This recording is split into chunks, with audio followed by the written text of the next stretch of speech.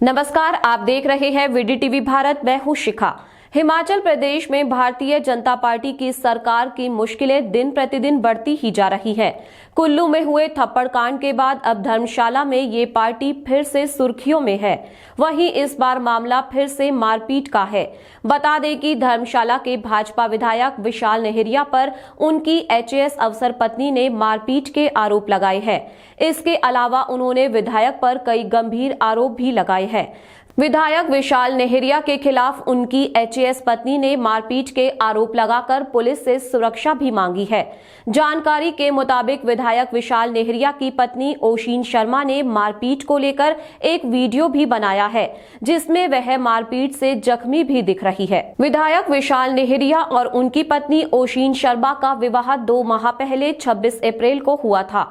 शादी से पहले ओशीन शर्मा नगरोटा सूर्या ब्लॉक में BDO के पद पर रह चुकी है और वर्तमान में ओशीन शर्मा धर्मशाला में बतौर HSA पद पर सेवाएं दे रही है। 2018 बैच की ब्लॉक डेवलपमेंट ऑफिसर हूँ और 2019 बैच की मैं HAS अधिकारी हूँ। और मेरी शादी विशाल नेहरिया जो कि MLA धर्मशाला हैं प्रेजेंटली, उनसे 26 अप्रैल को हुई थी। और ये शादी हम दोनों की रज़ामंदी से हुई थी, लेकिन आज की डेट में वो मुझे फ़िज़िकली, इमोशनली अब्यूज़ करते हैं, मेरा शोषण करते हैं, मुझे इमोशनल ब्लैकमेलिंग करते हैं, मेंटल टॉर्चर करते हैं। कल उन्होंने अपने परिवार के सामने मुझे बहुत ज़ोर से मारा, 3 थप्पड़ मारे और मैं बिस्तर से नीचे गिर गई। और उन्होंने अपने माँ बाप को बुलाते हुए ये कहा कि आप ये देखिए, मैंने इसको मारा है और अब किस्सा ख़त्म करते हैं। मैं आपको कल मैंने खुद को सेव करने के लिए कुछ फ़ोटोज़ ली हैं, आप देख सकते हैं कि उनकी उंगलियों के निशान मेरे चेहरे पे हैं और मेरे पूरे फेस में बहुत ज़्यादा पेन है। मैंने खुद को बचाने के लिए खुद को कमरे में बंद किया और अपने पेरेंट्स को उसी समय कॉल किया और वो लोग मुझे वहाँ से ले गए। मैं बहुत ही ज़्यादा मेंटली परेशान हूँ, क्योंकि कॉलेज में हम लोग साथ थे, लेकिन उसके बाद इनकी इन्हीं हरकतों की वजह से, क्योंकि कॉलेज में भी ये मुझे मारते थे, मैंने इन्हें छोड़ा और मैंने अपनी ज़िंदगी में आगे बढ़ी। लेकिन MLA बनने के बाद ये फिर मेरे पास आए और 2019 में आए और मुझे निरंतर शादी के लिए बोलते रहे। मैं 2021 तक मैंने इन्हें मना किया, लेकिन 2021 में मुझे लगा कि शायद ये एक जेन्युइन इंसान है और शायद ये मुझे भूल नहीं पाए हैं कॉलेज से। मैंने इन्हें मौका दिया, लेकिन इन्होंने मेरा बहुत ही नाजायज़ फ़ायदा उठाया है। शादी के चौथे दिन ही इन्होंने मुझे घर से बाहर निकाल दिया। इनके पेरेंट्स उस समय नहीं थे और घर से बाहर निकाल दिया सुबह 4 साढ़े 4 बजे, जब मैं कोविड पॉजिटिव थी, और कहा कि वो सामने रास्ता है, तू चली जा वहाँ पे। और मैं वहाँ चली गई। मैंने कहा मुझे फ़ोन दे दीजिए, इन्होंने मुझे फ़ोन भी नहीं दिया। मैं सड़क पर बैठ गई। आई वॉज़ वेटिंग कि कोई आएगा तो मैं फ़ोन लूँगी, अपने पेरेंट्स को कॉल करूँगी। ये वहाँ आ गए। इन्होंने ग्लास की बॉटल उठाई और थ्रेट किया कि मैं इसको अपने सर पे मार दूँगा अगर तो मेरे साथ वापस नहीं चली। उस ब्लैकमेलिंग के बाद मैं घर चली गई इनके साथ वापस। मैंने कहा आपकी मम्मी को पता होना ज़रूरी है।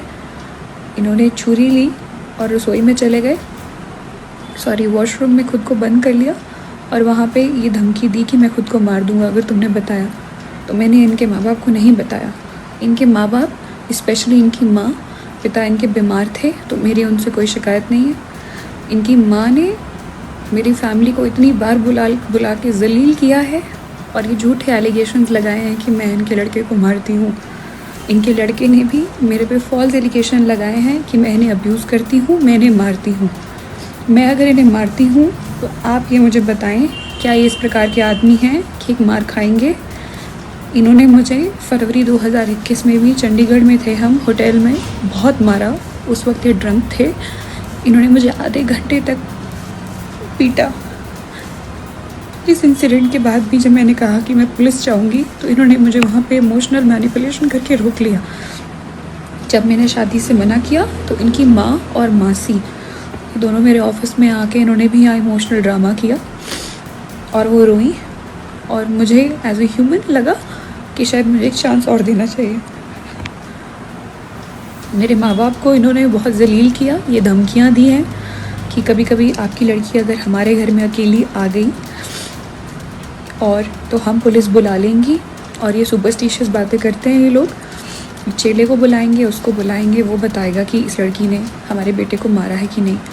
इनकी मदर को ये नहीं पता कि ये मुझे किस तरह से थ्रेट करते हैं, इमोशनल ब्लैकमेल करते हैं कि ये खुद को कुछ कर देंगे। और मेरे सामने सामने इन्होंने खुद को सर पे स्टील की बॉटल भी मारी। जिस रात मैंने इनसे ये पूछा, जब इन्होंने मुझे बताया कि सुबह इन्होंने और इनकी मम्मी ने कहीं निकलना है, तो एज ए वाइफ मैंने सिर्फ इतना पूछा कि आप कहाँ जा रहे हैं।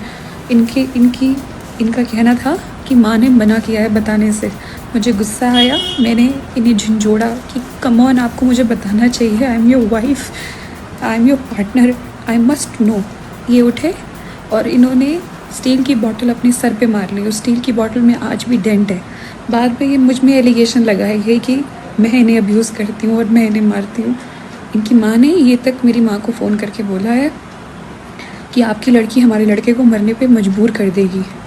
मेरा ये वीडियो बनाने का एकमात्र ये मकसद है कि मैं सबसे, पुलिस से और सभी से सिर्फ अपने अपने परिवार की सेफ्टी चाहती हूँ। और अगर इन्हें कुछ भी होता है तो I am not held responsible for that. I should not be held responsible for it. ये लोग कोई किसी भी प्रकार का एलिगेशन लगा सकते हैं। Vishal has been forcing me to have a kid. I have told him numerous times that he is not mentally fit to be a father, and he has been forcing me. He doesn't allow me to have a contraceptive also, and मैंने पूरी कोशिश की है कि मैं pregnant ना हूँ इस स्टेज पे, और मैंने खुद को बचाया है। और इसने मुझसे इसी बात पे बहुत बार झगड़ा किया है, ब्लैकमेलिंग की है कि मैं कभी नदी में कूद जाऊंगा, मैं ये करूंगा, मैं वो करूंगा। ये सब इंसिडेंट कल आके ख़त्म हुए जब इन्होंने मुझ पे हाथ उठा के मुझे नीचे फेंक दिया और अपने माँ बाप को बुला लिया कि मैंने इसे मारा है। मैं अपना सारा सामान लेके अपने माँ बाप के साथ रहत आ चुकी हूँ। आज से पूरे 5 दिन बाद मेरी ट्रेनिंग है हिब्बा में 1 जुलाई से। मेरा ये वीडियो बनाने का बस ये मकसद है कि मेरे पे कल को इस प्रकार की कोई एलिगेशन ना लगे, और जिस तरह की मेंटल एगनी और हैरेसमेंट मेरे साथ हुई है वो फ्यूचर में किसी और औरत के साथ ना हो। Being a woman and being a civil servant, बस मेरी यही रिक्वेस्ट है।